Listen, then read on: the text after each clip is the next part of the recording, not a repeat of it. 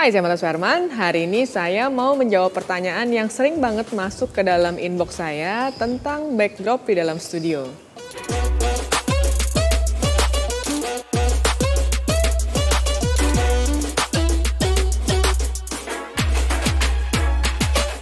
Udah berapa kali saya dapat inbox dan juga email dari teman-teman semua minta pembahasan tentang background yang akan kita gunakan dalam sebuah photoshoot. Jadi paling umum itu ditanya adalah mendingan mana antara kain dan kertas. Jadi di video kali ini saya akan bahas tentang jenis-jenis background yang terbuat dari kain dan juga kertas, kelebihan dan kekurangannya. Nah, tipe yang pertama adalah background dengan menggunakan bahan kertas. Ini cukup populer di antara fotografer karena tersedia di pasaran dengan pilihan warna yang sangat variatif. Ada yang warna pastel, ada juga warna-warna yang sangat terang. Dan di sini teman-teman juga bisa beli di beberapa toko-toko online dan bisa di-deliver langsung. Nah, ini kelebihannya sebenarnya karena praktis dan juga di dalam background kertas ini juga bisa menghasilkan gradasi warna. Selain itu, kalau kita sudah menggunakan background kertas ini, kita juga bisa bervariasi dengan merobek. Jadi kadang-kadang kita bisa merobek bagian kertas itu sehingga bisa membuat konsep yang berbeda. Kekurangannya background dengan menggunakan bahan kertas adalah gampang kotor dan susah dibersihkan. Karena kertas ini setelah diinjak-injak biasanya susah banget, nggak bisa dicuci seperti bahan kain. Dan biasanya di sini kita harus menjaga lebih ekstra supaya bahan backdrop kertas ini tidak gampang kotor. Selain itu, karakteristik dari kertas itu dia ini memantulkan cahaya. Jadi di sini berbeda dengan kain yang sifatnya adalah menyerap cahaya. Nah, selain itu juga kalau kita menggunakan background kertas yang masih belum tertekuk atau apapun itu, kita bisa dapat background yang cukup halus. Jadi tidak ada lekukan seperti berbahan kain. Nah, sehingga pada saat kita melakukan post processing dengan background kertas itu menjadi lebih mudah dibandingkan kita menggunakan bahan kain. Nah, jenis backdrop yang kedua adalah yang berbahan kain. Ini banyak banget jenisnya, salah satunya yang paling terkenal dari zaman dulu adalah yang berbahan kanvas. Dan kanvas itu biasanya digambar oleh seorang artis dan kemudian digunakan untuk menjadi background. Nah, tapi zaman sekarang tuh banyak yang berbahan seperti di belakang saya ini. Ini bukan digambar seperti kanvas, tapi dia sudah sistemnya adalah sistem printing, jadi kainnya sudah memiliki motif.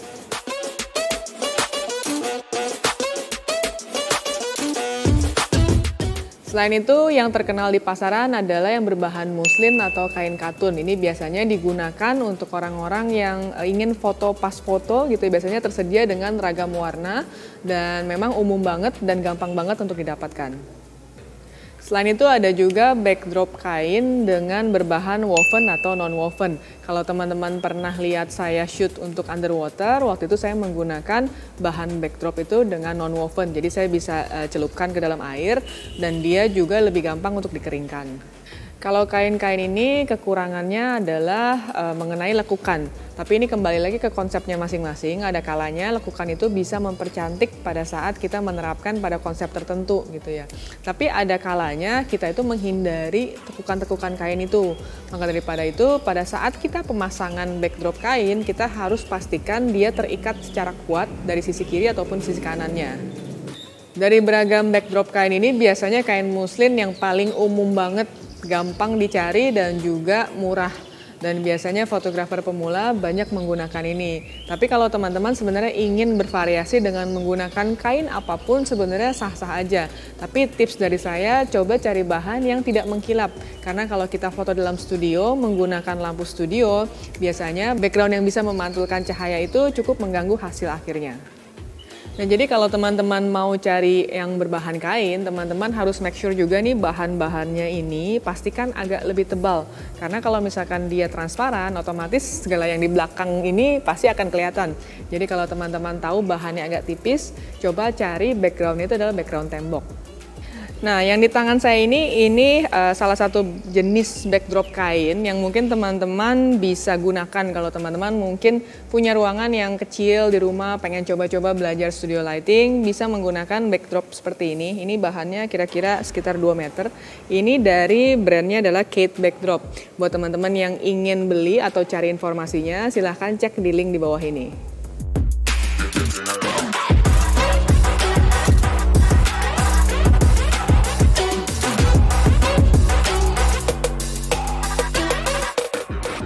Nah, backdrop itu yang kamu harus perhatikan adalah tentang ukurannya juga. Jadi ukuran seperti ini ukuran 2 meter, biasanya cocok untuk pemotretan 1 orang atau maksimal 2 orang. Tapi kalau mungkin teman-teman ingin lebih dari itu, sebaiknya menggunakan backdrop yang lebih panjang. Terus kemudian apa sih bedanya antara backdrop yang ukurannya panjang sama ukurannya pendek? Jadi kalau ini ukurannya kalau saya bilang relatif pendek, ini biasanya untuk pemotretan ukurannya close up atau setengah badan. Dan di sini pilihan warnanya banyak banget dan yang saya suka nih, ini bahannya halus banget. Dan setahu saya nggak banyak orang yang memproduce atau membuat backdrop itu dengan bahan sehalus ini.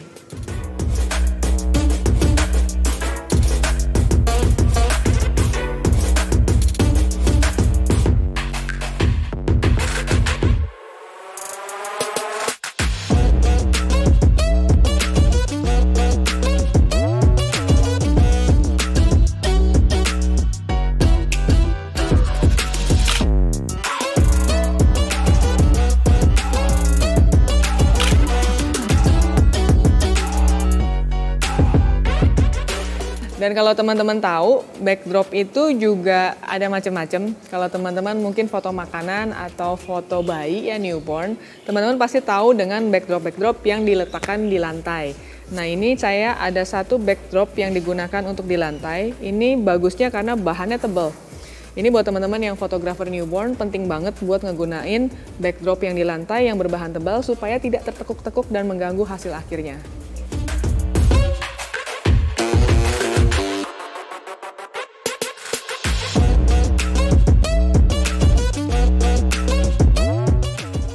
Nah, berbeda dengan backdrop yang ukurannya pendek, kalau kita menggunakan backdrop yang panjang, kita sebutnya sebagai limbo background. Nah, ini hasil akhirnya itu, kita tidak perlu edit-edit lagi. Jadi kalau teman-teman tahu, misalkan dari tembok sama lantai, itu ada sudut pertemuannya. Nah, sudut pertemuan itu biasanya kita harus retouch lagi di dalam komputer. Tapi kalau kita menggunakan kain yang panjang, biasanya kita lakukan seperti huruf L. Nah, biasanya kita tidak perlu melakukan editing lagi untuk menghilangkan garis tersebut. Sebenarnya di antara pilihan background ini, ada pilihan yang terakhir yang mungkin teman-teman bisa pertimbangkan, yaitu kita menggunakan tembok atau berbahan papan. Tidak sedikit studio profesional yang menyediakan fasilitas limbo yang berbahan dari tembok atau semen. Jadi biasanya mereka mendesain khusus ruangannya itu, di mana tembok dan lantai langsung memiliki lekukan. Dan ini biasanya cukup membantu daripada kita memasang berbahan kain, mengingat kain itu susah banget untuk dibersihkan. Kalau kita menggunakan bahan semen, biasanya kita tinggal sikat dan bisa kembali bersih. Dan selain itu, selain menggunakan semen atau tembok seperti itu, alternatif lain adalah menggunakan papan yang dicat dengan warna yang kita inginkan. Cuma bedanya nih, kalau kita menggunakan tembok ataupun papan kayu itu, kita harus melalui proses pengecatan.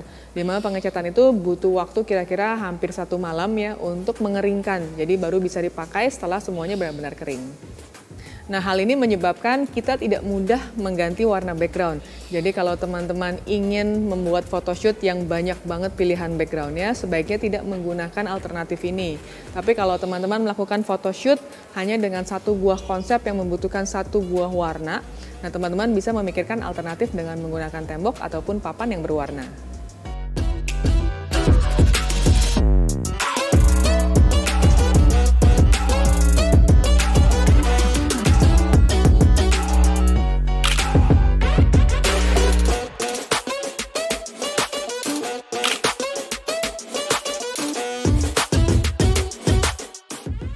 Nah, jadi buat teman-teman yang mungkin masih bingung gimana caranya menggunakan backdrop, teman-teman bisa coba-coba. Yang paling penting itu adalah praktek ya. Jadi teman-teman bisa letakkan seperti di belakang saya ini secara vertikal, dan teman-teman juga bisa letakkan di lantai gitu ya. Ini kembali ke angle dan juga konsep yang kita ingin buat.